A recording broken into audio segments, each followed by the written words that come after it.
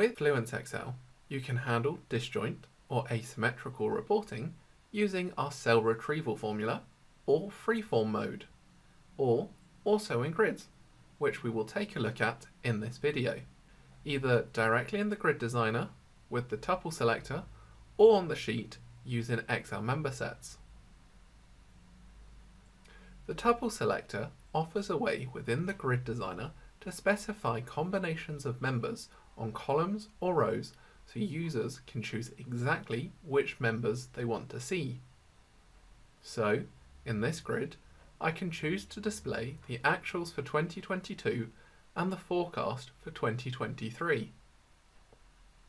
To do this, we go into the grid designer and click on the tuple selector button.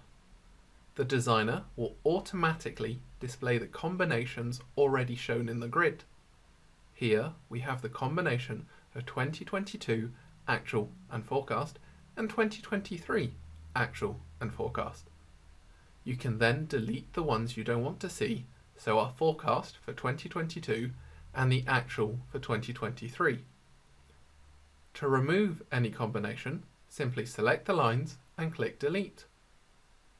The grid now displays only the columns we want.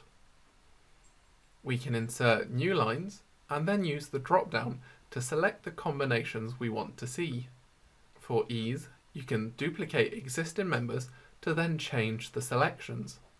So we can duplicate one line and change it to budget. The tuple selector allows us to use the grid designer to choose the members we want to see. We can make the most of Excel flexibility to make the selections more dynamic using the member sets. Member sets can be used in combination with Excel formula, allowing you to set up conditional logic if you want to. You must set up the cells in a structured manner for it to be recognized by the grid designer. Rather than set this up by hand, we will use the tuple selector to generate this range for us. We can do this by using the Convert to Excel member set function. Here I have a grid with multiple tuples already defined. I simply have to click on this button, then select a cell with a clear range. This will create a member set. The first column contains the hierarchies, and the rest of the columns are the member combinations you want to see.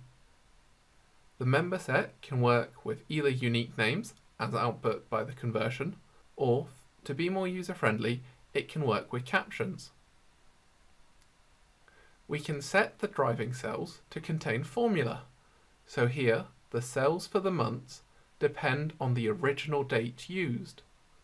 And if I change that date, the resulting cells will also change, affecting the grid.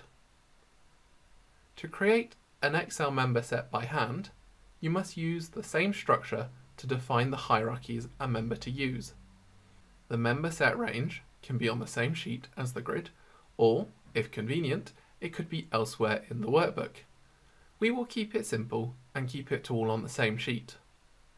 Once the range is set, go to the grid ribbon option, keep, and then define member set in Excel. Select the hierarchy range and the member range.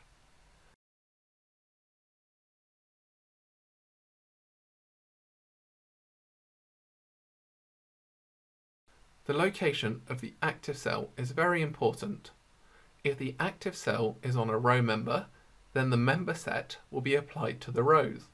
If it's on a column member or a data cell, it will be applied to the columns.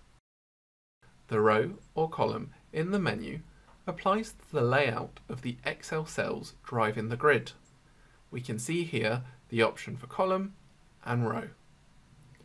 To edit a member set range, I can either go into the grid designer and double click on the member set, or when the active cell is in the grid, go to the Keep menu and click on Define Member Set, and then select the new range you want to use.